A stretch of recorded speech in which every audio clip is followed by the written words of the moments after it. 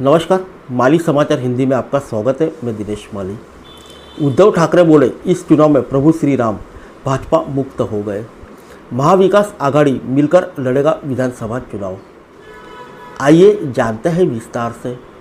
शिवसेना युवती ने शनिवार को कहा कि महाराष्ट्र में लोकसभा चुनाव में महाविकास आघाड़ी की जीत शुरुआत है, अंत नहीं। उन्होंने विश्वास जताया कि विपक्षी गठबंधन आगामी राज्य विधानसभा चुनाव में भी मिलकर लड़ेगी और जीत हासिल करेगी।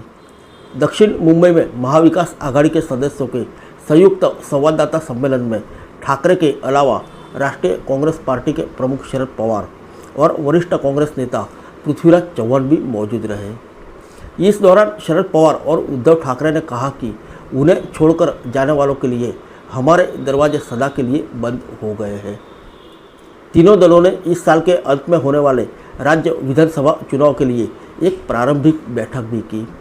सम्मेलन में कांग्रेस नेता चौहान ने कहा कि लोकसभा चुनाव के नतीजे के बाद महाराष्ट्र में सरकार बदलना तय है।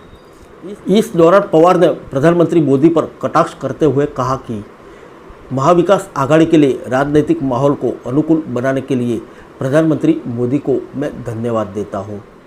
उद्धव ठाकरे ने कहा कि जो यह सोचते थे कि भाजपा से कोई नहीं लड़ सकता, महाराष्ट्र ने उन्हें आईना दिखाया है। उन्होंने कहा कि इस लोकसभा चुनाव में प्रभु श्री राम भाजपा मुक्त हो गए। अयोध्या से लेकर नासिक तक उनकी करारी हार हुई।